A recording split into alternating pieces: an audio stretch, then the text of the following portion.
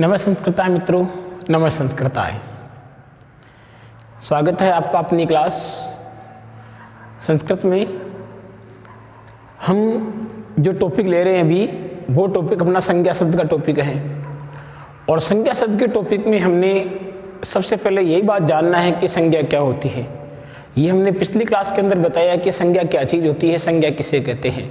संज्ञा की परिभाषा बार बार में इसलिए बताना आवश्यक हो जाता है कि कोई पहली बार इस क्लास को देख रहा है तो उसे ये पता नहीं होता भाई संज्ञा क्या होता है, या वो ये समझता है कि सर संज्ञा पढ़ा तो रहे हैं लेकिन संज्ञा के बारे में कुछ बता नहीं रहे हैं। तो संज्ञा हमने बता दिया, पहली क्लास से हम बता रहे हैं कि संज्ञा क्या होती है। संज्ञा नाम होता है। अब वो नाम चाहे किसी भी वस्तु का हो, किसी प्राणी का हो, किसी स्थान का, वो नाम होना चाहिए। और वो नाम ही क्या कहलाता है? संज्ञा। हम किसी भी चीज़ को किसी न किसी नाम से जानते हैं, या ऐसी कोई चीज़ नहीं है जिसका नाम ही नहीं हो। और जब किसी चीज़ का नाम होगा तो वो क्या होगी? संज्ञा होगी। भाई यहाँ पर बालक खड़ा है तो हम जान रहे हैं भाई ये बालक है, इसका नाम बालक है। बालक, हमने बालिका तो नहीं बताया, उसको बालक क्यों बताया? क्योंकि हम जान रहे हैं कि वो बालक है, इसलिए बालक भी एक नाम हो गया और बालक भी संज्ञा है। अब बालक के अंदर मालूम हो गया कि ये राम ही है तो उसका नाम राम है, तो राम भी संज्ञा हो गया। यहाँ बालक नहीं है, मान लीजिए यहाँ पर कोई चित्र पड़ा है, यहाँ पर कोई वृक्ष खड़ा है, तो वृक्ष भी एक संज्ञा है। हमें पता है यहाँ पर कौन खड़ा है? वृक्ष खड़ा है। हम जानने की जो चीज़ खड़ी उसका नाम वृक्ष है, तो वृक्ष भी एक संज्ञा है। तो कोई भी ऐसी चीज़ हो जिसका कोई ना कोई नाम निर्धारित किया गया है, वो नाम ही क्या कहलाता है? संज्ञा कहलाता है। अब संज्ञा शब्द में हमने अगली चीज़ पढ़ी कि संज्ञा शब्द कैसे कैसे होते हैं। अब संज्ञा शब्द में अकारांत है, जो संस्कृत हम पढ़ रहे हैं उसमें व्यक्तिवाचक वस्तुवाचक वो चीज़ नहीं है, इसमें अकारांत और आकारांत इस प्रकार से संज्ञा शब्द चलते हैं। तो अकारांत में हमने पढ़ा है कि अकारांत चीज़ क्या होती है। अकारांत संज्ञा शब्द वे होते हैं जिन शब्दों के जो अंत होता है, जहाँ अंत होना उस शब्द का, वहाँ पर ए की ध्वनि प्रकट होती है या ए स्वर आता है। जहाँ पर ए स्वर आता है, अंतिम वर्ण में से ए निकलने के कारण है। जो अंतिम पद निकाल रहे हैं, अंतिम जो वर्ण हो रहा है उसमें जो अंतिम ध्वनि आ रही है वो ए की आएगी। और अंतिम ध्वनि यदि ए की आती है तो वो कहलाता है अकारांत। और जिससे पुरुष जाति का बोध होता है वो कहलाता है पुल्लिंग। छोटी सी बात ये हो गई। तो इससे ये कंफर्म हो गया कि अकारांत क्या होता है? जिसके अंत में ए की मात्रा आती है। आकारांत क्या होता है? वही हमें उदाहरण फिर देना है कि जिस शब्द के अंत के जो अंतिम वर्ण होता है या अंत होता है, उसका अंत अगर आ से समाप्त हो रहा है तो वो आकारांत होगा। कंफ्यूज वाली बिल्कुल स्थिति नहीं है, बिल्कुल सरल भाषा होती है संस्कृत। नहीं टेंशन वाली भाषा, हार्ड भाषा नहीं होती है, केवल समझने का फेर होता है इसमें। आकारांत वे शब्द हो गए कि जिनके अंत में मात्रा किसकी आएगी? आ की आएगी। उदाहरण के तौर पे अगर हम ले तो बालिका ले लो, रमा ले लो, कन्या ले लो। चूंकि स्त्रीलिंग शब्द है, चूंकि जो मेरे नाम बोले कन्या, बालिका या लता, पुष्पा, जो भी नाम है वो सभी नाम क्या है? आकारांत तो ही है। आकारांत के साथ साथ में स्त्रीलिंग भी है, इसीलिए हम इन शब्दों को बोलेंगे आकारांत स्त्रीलिंग शब्द। क्लियर? इसी प्रकार हमने पिछली वाली क्लास के अंदर जस्ट पढ़ा है, इकारांत शब्द पढ़ा है। वो इकारांत ह्रस्व था। ह्रस्व इकारांत इसलिए था कि उसके अंत में जो मात्रा आ रही थी वो ह्रस्व ई की आ रही थी। जो हमने पढ़ा मति, जो हमने पढ़ा कवि। अब कवि चूंकि पुरुष जाति का बोध होता है तो कवि पुल्लिंग शब्द था, और मति है तो मति स्त्री जाति का बोध होता है तो मति स्त्रीलिंग थी। हैं दोनों इकारांत ह्रस्व। ठीक है। अब हम पढ़ेंगे स्त्रीलिंग शब्द आज भी अपनी क्लास में, और आज का जो शब्द होगा वो भी इकारांत होगा, लेकिन जो आज इकारांत होगा वो बड़ा है, दीर्घ जिसे बोलते हैं हम। दीर्घ इकारांत में हम स्त्रीलिंग पढ़ेंगे केवल आज। दीर्घ इकारांत स्त्रीलिंग शब्द के बहुत ही जो उदाहरण मिलेंगे वो कम मिलेंगे। इकारांत दीर्घ के हमें उदाहरण शब्द रूप में बहुत कम मिलेंगे। इकारांत ह्रस्व वाले उदाहरण तो बहुत ज्यादा मिल जाते हैं। अब रही बात पुल्लिंग में, पुल्लिंग में इकारांत शब्द के उदाहरण तो असंभव सी बात है, लगभग बहुत कम होते हैं, न के बराबर मान लीजिए आप। लेकिन इकारांत स्त्रीलिंग के उदाहरण हमें खूब मिलेंगे, जैसे नदी, जैसे वाणी, जैसे सरस्वती। तो इस प्रकार के खूब सारे शब्द ऐसे आएंगे जो इकारांत हमें स्त्रीलिंग के रूप में मिलेंगे। आज हम जो शब्द पढ़ रहे हैं वो हमारा शब्द होगा नदी। नदी शब्द इकारांत क्यों है? क्योंकि नदी के अंत के अंदर मात्रा किसकी आएगी? ई की आएगी। पहले मैं यहाँ करके बता देता हूँ कि नदी शब्द इकारांत क्यों है। ये लिखा मैंने नदी। अब नदी का जो अंत हो रहा है वो कहाँ हो रहा है? यहाँ जाके हो रहा है। अब इसमें से अगर हम यहाँ पर क्या निकालेंगे? द को निकाल लेंगे, तो द को निकालने पर जो स्वर बचेगा वो कौन सा बचेगा? ई। इसीलिए इस शब्द को हम क्या बोलेंगे? इकारांत बोलेंगे। अब नदी स्त्री एक पुरुष जाति का बोध होता है। अब चूंकि नदी होता नहीं है, नदी होती है, और जब नदी होती है तो स्त्री जाति का बोध हो रहा है इसमें, और स्त्री जाति का बोध हो रहा है तो इसे हम क्या बोलेंगे, इकारांत स्त्रीलिंग बोलेंगे। तो वे शब्द जिनके अंत में, जिनके अंतिम वर्ण में, जिनके अंतिम ध्वनि ई, और वो भी ई कौन सी, दीर्घ ई की ध्वनि प्रकट होती है, उसे हम इकारांत शब्द कहेंगे। और चूंकि स्त्री जाति का बोध हो रहा है इसलिए हम इसको स्त्रीलिंग भी कहेंगे। आज के हमारा छोटी सी क्लास है, उस छोटी क्लास में इकारांत लिखेंगे। इकारांत भी कौन सा, स्त्रीलिंग वाला रूप लिखेंगे। तो इकारांत स्त्रीलिंग की परिभाषा हम जान चुके हैं कि इकारांत स्त्रीलिंग शब्द क्या होता है। इकारांत स्त्रीलिंग लिखने के लिए वही चीज पहले फिर आगे ऊपर ऊपर हम हेडिंग डाल देते हैं। हेडिंग में हो जाएगा आपके ये शब्द कौन सा है, इकारांत है, और इकारांत भी कौन सा है, स्त्रीलिंग, और स्त्रीलिंग में भी कौन सा है, स्त्रीलिंग जो शब्द लिख रहे हैं वो शब्द कौन सा है, नदी। अब वो भी चीज, इसमें वचन कितने होते हैं, 3 वचन होते हैं। पहला वचन कौन सा हो गया, एक वचनम, दूसरे में हम क्या लेंगे, द्विवचनम, और जो होता है बहुवचनम। वचनों की परिभाषा हमने पहले पढ़ ली कि वचन किसे कहते हैं, और एक वचन में 1 की संख्या का बोध होता है, द्विवचन में 2 की संख्याओं का बोध होता है, और बहुवचन के अंदर 2 से अधिक, 3 और 3 से अधिक मान लीजिए, 2 से अधिक ही मान लो, 2 से अधिक बहुवचन में आते हैं। अब विभक्तियां हो गई, संस्कृत में विभक्तियां होती है कितनी, 7 विभक्तियां होती हैं। एक होता है संबोधन। पहली विभक्ति को हम किसके नाम से जानते हैं, प्रथमा के नाम से जानते हैं। दूसरी विभक्ति को द्वितीया के नाम से जानते हैं। तीसरी विभक्ति को हम बोलते हैं तृतीया। चतुर्थी विभक्ति, तृतीया के बाद में कौन सी आती है, चतुर्थी विभक्ति। चतुर्थी के बाद जो विभक्ति आएगी वो कौन सी होगी, पंचमी, और पंचमी के बाद कौन सी आएगी, षष्ठी, और षष्ठी के बाद में कौन सी विभक्ति आने वाली है, सप्तमी, और सप्तमी के बाद में आता है फिर संबोधन। तो विभक्तियां कितनी होती है, विभक्तियां होती है मात्र और मात्र कितनी, 7 विभक्तियां होती है। एक संबोधन होता है। वचन में हम वचनों के अंदर बांटेंगे शब्द को, तो वचन 3 होते हैं। अब शब्द रूप याद करने का तरीका हम शुरू से बताते आ रहे हैं। पहले हमें पूरे एक वचन याद करने हैं। एक वचन को भी कैसे लिखना है, प्रथमा, द्वितीया, तृतीया, चतुर्थी, पंचमी, षष्ठी, सप्तमी और संबोधन।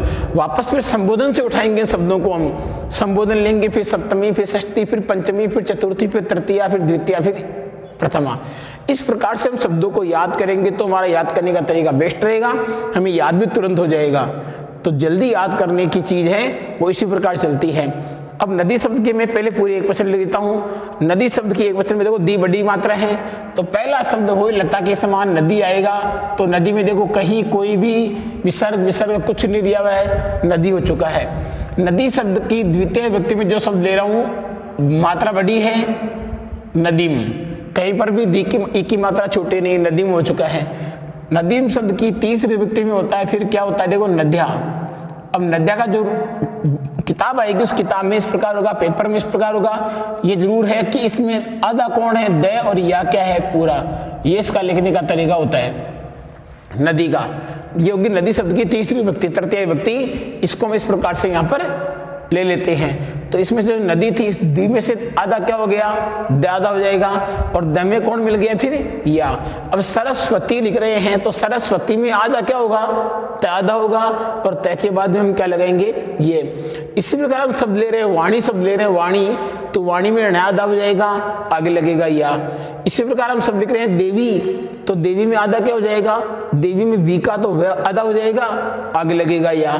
तो हमें इसी शब्द से पहचाना है, क्योंकि वही बात शुरू से बताई जा रही है आपको। एक नदी शब्द जो इकारांत बड़ा है, इकारांत दीर्घ है, ये कई दीर्घ स्त्रीलिंग शब्दों को हमें देके जाने वाला शब्द है।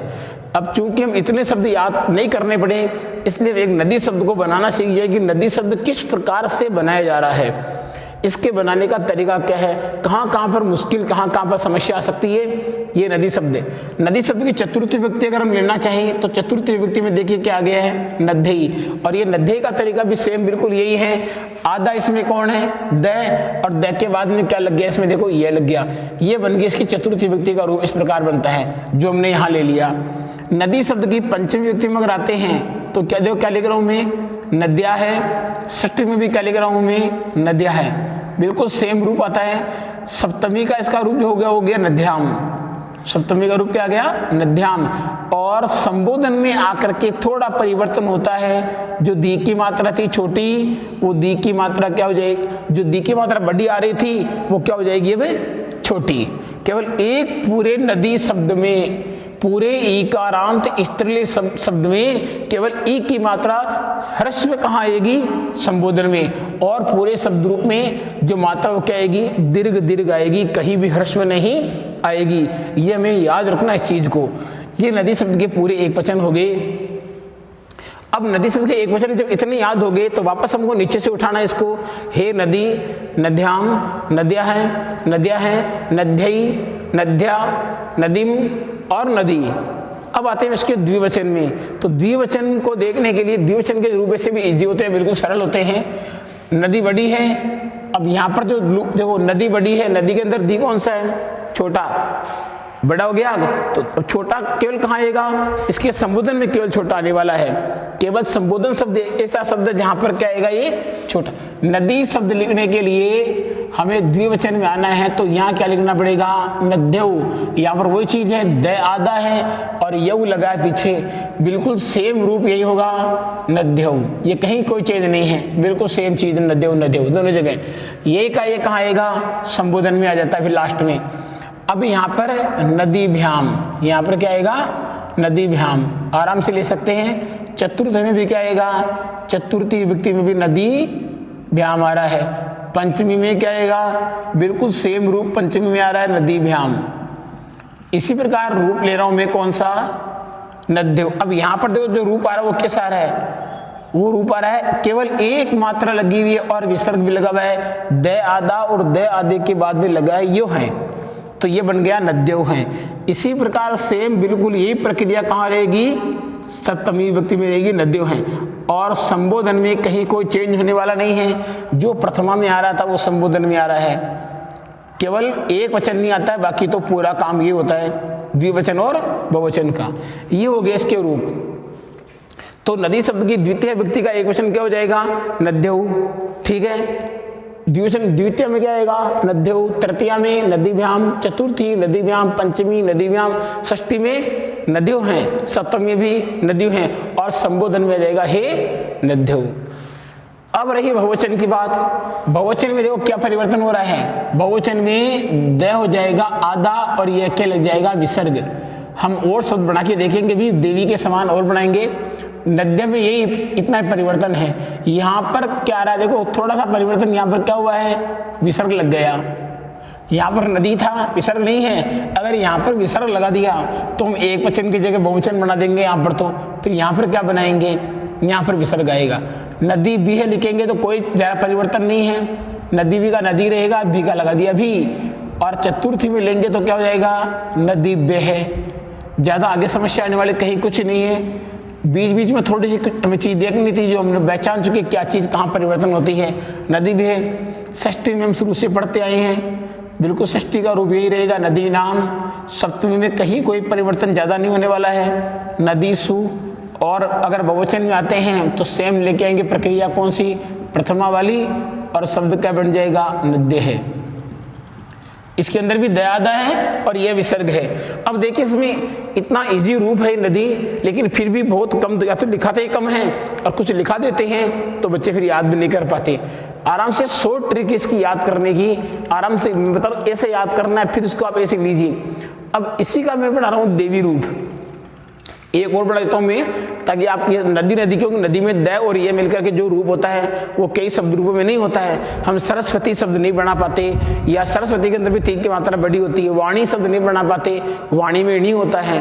और हम जैसे मान लीजिए देवी शब्द आ गया तो देवी के अंदर भी वी बड़ा होता है, तो मैं देवी शब्द के रूप इसी के ऊपर बढ़ा के बताऊंगा। वापस मैं देवी शब्द के पूरे एक वचन ले लेता हूँ। पहले क्या ले लेता हूँ, देवी शब्द के पूरे कंप्लीट एक वचन लेता हूँ मैं। अब देखिए शब्द रूप नदी चल रहा है यहाँ पर, लेकिन मैं देवी का रूप लेकर के यहाँ पर लगा देता हूँ देवी। देवी के अंदर क्या पहले यहाँ पर क्या आएगा, कुछ परिवर्तन नहीं हो रहा है, क्या आ गया, देवी, कोई परिवर्तन नहीं हुआ। यहाँ पर छोटा सा परिवर्तन हुआ था, यहाँ क्या लग गया, मैं लग चुका। अब यहाँ पर जो नद्या हो रहा था तो देवी के अंदर वी की मात्रा क्या हो जाएगी, आधी हो जाएगी, और पीछे क्या लगा रहे थे हम, या लगा रहे थे, ये हो गया देव्या। यहाँ पर देखा तो देख देगा, दी की मात्रा हो रही थी, आदिल पीछे लग रहा था यही, तो यहाँ पर वह की मात्रा हो जाएगी, आदिल पीछे क्या लग जाएगा, दैवे लग जाएगा। यहाँ पर नद्या हो रहा था तो यहाँ पर क्या हो जाएगा, देव्या हो जाएगा। इसी प्रकार यहाँ पर भी क्या हो जाएगा, देव्या हो जाएगा। और यहाँ पर होता नद्य हो रहा था तो यहाँ पर देखा दे वह का आधा और क्या हो जाएगा, यऊ है देव्यऊ। और यहाँ पर परिवर्तन होने वाला है कि मात्रा क्या हो जाएगी, ह्रस्व हो जाएगी, वी की मात्रा क्या हो जाएगी, ह्रस्व। मतलब क्या कुछ परिवर्तन हुआ। इसी प्रकार हम रूप बना सकते हैं सरस्वती का, तो सरस्वती, सरस्वतीम, सरस्वत्या है, सरस्वती, सरस्वत्या है, सरस्वत्या है, सरस्वत्यौ, हे सरस्वती। अभी अगर नमः के योग में चतुर्थी व्यक्ति का प्रयोग होता है जब हम कारक पढ़ते हैं तब। अब जब हमें ये पता ही नहीं कि चतुर्थी व्यक्ति कैसे बनेगी, तो हम चतुर्थी व्यक्ति का वाक्य कैसे बना देंगे। वाणी शब्द है, वाणी की हमें सप्तमी व्यक्ति का किसी वाक्य में प्रयोग करना है। अब हमें सप्तमी व्यक्ति नहीं आती है तो हम वाणी शब्द का प्रयोग कैसे करेंगे। या जब हम वाक्य बनाना सीख रहे हैं, तो जब वाक्य बनाना सीख रहे हैं तब वहां पर फिर हम ये शब्द रूप याद करना थोड़ी सीखेंगे, वहां पर तो वाक्य का टॉपिक चलेगा पूरी क्लास में। इसलिए जो ये समय है, इस समय को ध्यान में रखते हुए पूरा टाइम मिल रहा है घर पे, आराम से पूरी एक दिन में एक एक शब्दों को याद करते चलिए। आराम से जितने शब्द रूप हैं, जितने संज्ञा शब्द, लकार शब्द हम पढ़ेंगे, धातु रूप पढ़ेंगे, वो सब आराम से याद हो सकते हैं। याद करने का तरीका मैंने बता दिया, यही करना है। इसी प्रकार आप सरस्वती का बना सकते हो। यहाँ पर सरस्वत्यौ, सरस्वत्यौ, सरस्वतीभ्याम, सरस्वतीभ्याम, सरस्वतीभ्याम, सरस्वत्यौ है, सरस्वती है, हे सरस्वत्यौ, यहाँ डबल मात्रा लग जाएगी। हे सरस्वती है, हे सरस्वती है, हे सरस्वती। यहाँ पर देखो अब हे तो यहाँ लग गया, तो ये क्या बन गया, सरस्वती है, ये बन गया सरस्वती है, सरस्वती भी है, सरस्वती बह, सरस्वती बह, सरस्वती नाम, सरस्वती सु, हे सरस्वती। इसी प्रकार वाणी का भी यही बनेगा। वाणी में जो णी की मात्रा बढ़ी थी, वो णी की मात्रा क्या हो जाएगी, ह्रस्व हो जाएगी। इस प्रकार हमारा इकारांत जो शब्द रूप है वो बन जाएगा। अब शब्द कौन कौन से बन सकते हैं ये हमने देख लिए हैं। हमने इसके अनुसार एक तो शब्द कौन सा बना लिया, अभी देवी बना लिया। देवी के बाद और शब्द कौन सा बना सकते हैं, हम सरस्वती बना सकते हैं। कौन सा बना सकते हैं, सरस्वती बना सकते हैं। और बड़ी मात्रा के लिए हमने शब्द लिख दिया, कौन सा, नदी लिख दिया। और भी ऐसे बहुत सारे शब्द हैं जो इस मात्रा से प्रचलित होंगे, इस मात्रा से संबंधित बन सकते हैं। लेकिन जितने भी इकारांत स्त्रीलिंग शब्द है बनेंगे ऐसे, बनेंगे ऐसे।